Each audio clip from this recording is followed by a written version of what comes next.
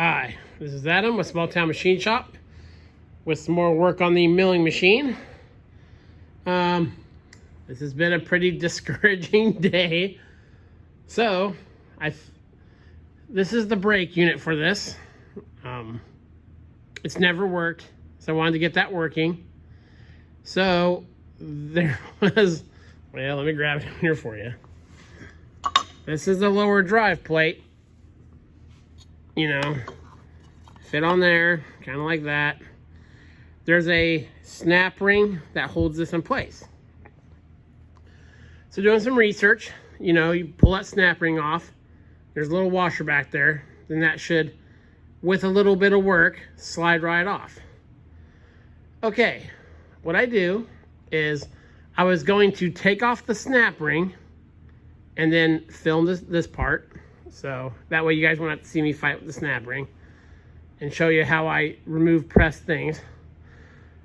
I remove the snap ring, go to put a, just a slight little wedge behind there to see how tight it was, because I'd read where people had problems getting these off. I put the wedge in there, tapped it, and hear a noise. I'm like, oh no. Then this, whoop,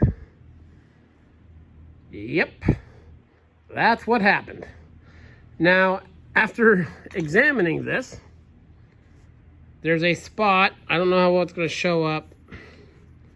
It's from here to here. Shows a bit more there. There's debris in there. I mean, obviously oil can't get in here, but there's the brake dust from these shoes. That, it shows up more on there. Yeah, see that dark spot goes from about there to there. It actually went to about here, but I took a wire brush to it to see if I could clean it off, and it cleaned up clean, which tells me that this has been cracked for some time. So, where I put the wedge was coincidentally directly across from the crack. And that guy, I mean, I barely tapped it. As hard as I could have wedged with a screwdriver. Not that screwdrivers are wedges, but that's all the pressure it took, once that snap ring was off, to break that. So that, of course, is super awesome. So, thankfully, I can get that piece for a mere $150. So, add that to it. So, yeah. We'll get that guy coming. Now, this is just, there's a, yeah, you can see the numbers for the bearing that's behind there. This is just a press fit, or not press fit, it's just supposed to be a fit. There's a keyway, and I probed in there, and you can feel the key. So now I gotta try to get that nubbin off the shaft. Now that there's nothing to grab to, then here are the shoes. The brake comes in, there's a handle that comes in here, and you twist it, and it's supposed to push these apart. So, yeah, that did not go as planned. So. So probably get, well, of course, I get that piece ordered. But I'd like to still get these shoes off and figure out what's going on here. So let me work on, see about getting this plate off, and I'll bring you back. Okay, after messing around with this for a while, you know, here's the pads, you know, the brake shoes or whatever. I have to get that off because it's pushing against the bearing. It's kind of holding this assembly on.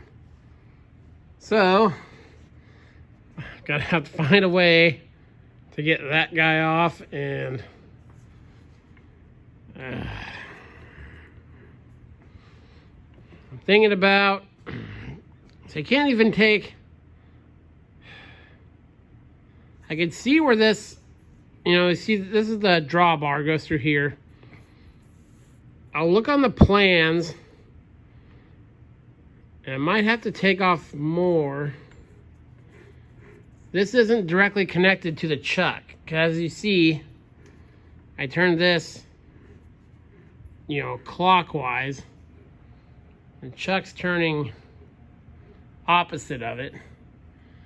So this isn't directly in line. So I was thinking I could go in there and, you know, get it this way, and I could just, you know, once it's not in this little recess, it'll be a lot easier to deal with. Because I can't take this off. There's 4 socket head cap screws that hold this assembly on, but you can't slide this past there because of that bearing. And there's another spring clip in there. So I'll see about maybe taking it far back to there. I'll see how far this shaft goes in.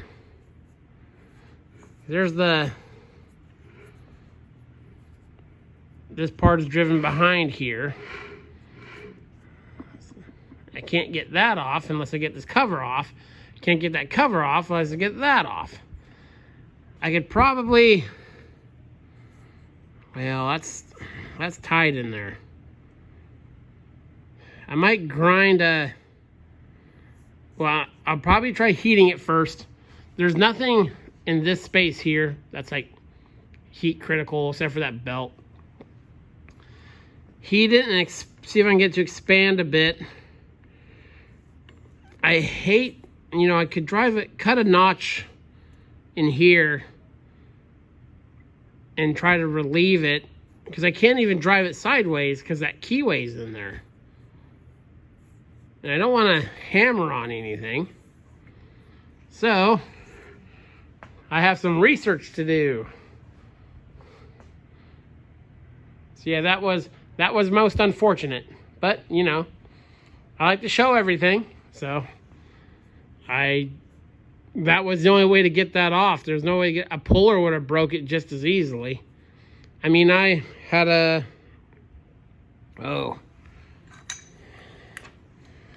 little wedge like this, stuck it in one of the ribbed parts, and someone's been, you know, the deeper I get into this machine, I mean, that's not really deep, but more little things I find. You know, I just put it in right here in this thicker part and literally tapped it twice and that thing broke loose. So I don't think there's any avoiding it. I don't think that was causing any of the noise in there. But again, you can see there's particles in there, you know, and I cleaned some of it up. So there's debris in that casting. You can take a brush and wipe it off and get it shiny like the rest of it. So that'll conclude today's video. I'll do some research and you guys can watch me struggle to get what's left of that drive pulley off there. This is Adam from Small Town Machine Shop. Please comment, like, and subscribe, and thanks for watching.